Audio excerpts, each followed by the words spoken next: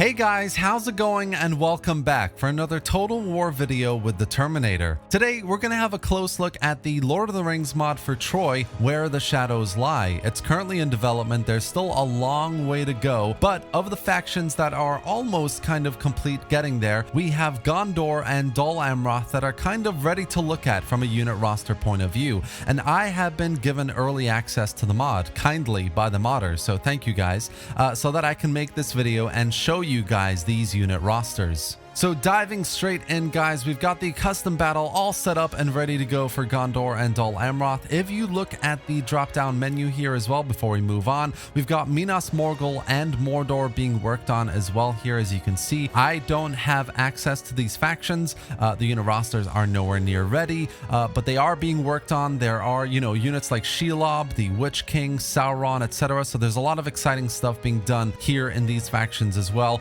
But today we're going to be looking at Gondor and Dol Amroth, so let's get straight in there. Alright guys, so here we are in the custom battles, Gondor ready to go against Dol Amroth, which is a bit of a weird matchup. They should be allies really, but nevertheless, we're gonna have a great time having a look at these units and their unit cards and the UI, etc.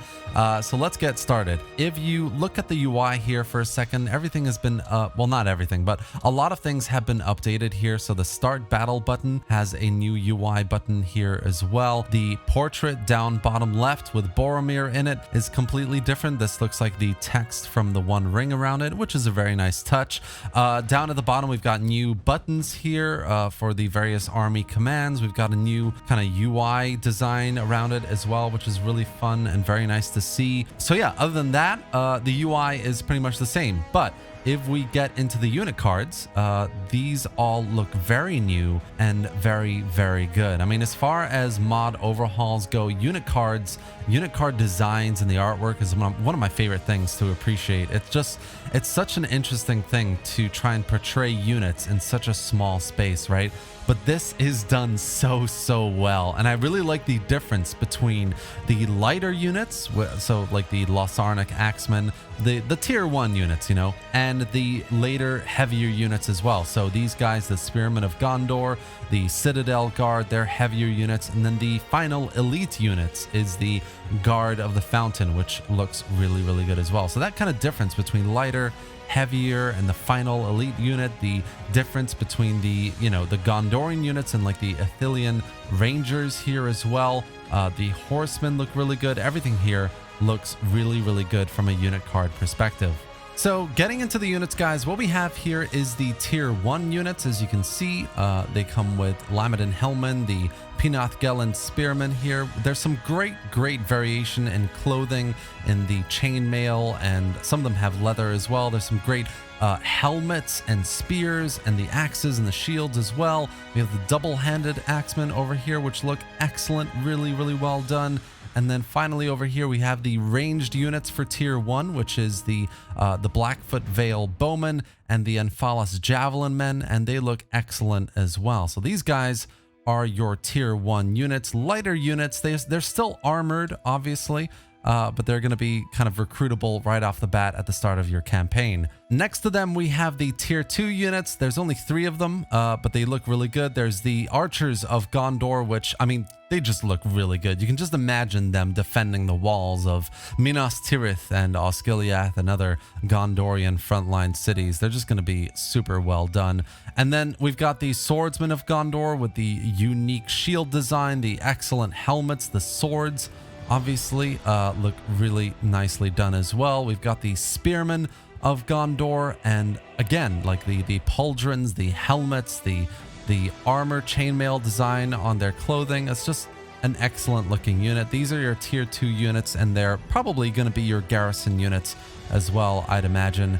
And then we've got the more elite units. So we've got the tier 3 units, which make up your city guards with their unique shields and capes and excellent looking helmets that look really good. And behind them, the Ithilien Rangers, which I imagine will probably be Aragorn's bodyguard as well when he's in the mod. And they look really good as well. Some really nice leather armor on them, the quivers, everything here on them looking good too.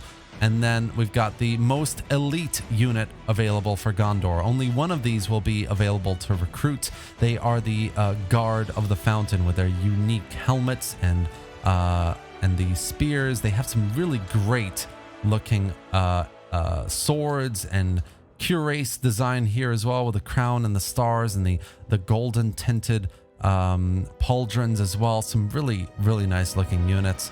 And finally, we've got the cavalry of Gondor, of which I think this is going to be the first iteration. There's probably going to be a more armored version where the horse has armor as well. But for what they are, they look really good right now as well. I think the horses are brand new models also, just to keep in mind. So yeah, that is Gondor in a nutshell.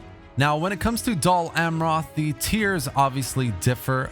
There's a bit more of an emphasis on cavalry as well here, and there are some similarities in terms of the design with Gondor, but the insignias, the various kind of, some of the designs here are different as well. It's worth noting the shields are different. This is the tier 1 cavalry unit that you can see here with some great differences in like insignia and clothing, etc.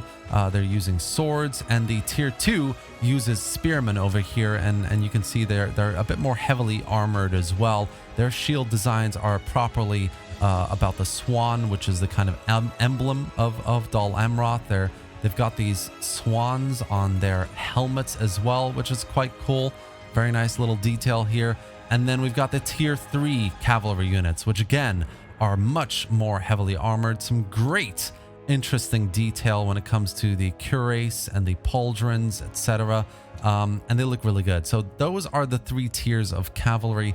And then we have the infantry as well. So we've got the kind of like spearmen over here, the Belfala spearmen, which again uses the kind of different style of insignia and emblems for the Dol Amroth sign. We've got the bowmen over here, the prince archers, which look really good as well, that swan insignia.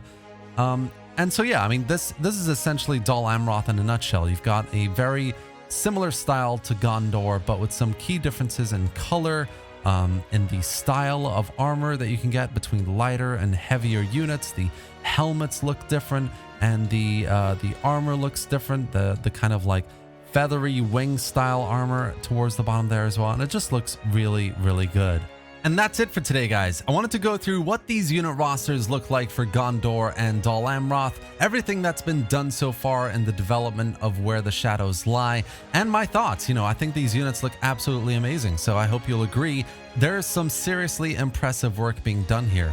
If you've enjoyed the video and found it informative, do give it a like and drop any thoughts or questions in the comment section below. Let me know what you think about Where the Shadows Lie so far. Subscribe for more Total War content, gameplay, and news just like this. And thanks for watching, guys. I'll see you next time.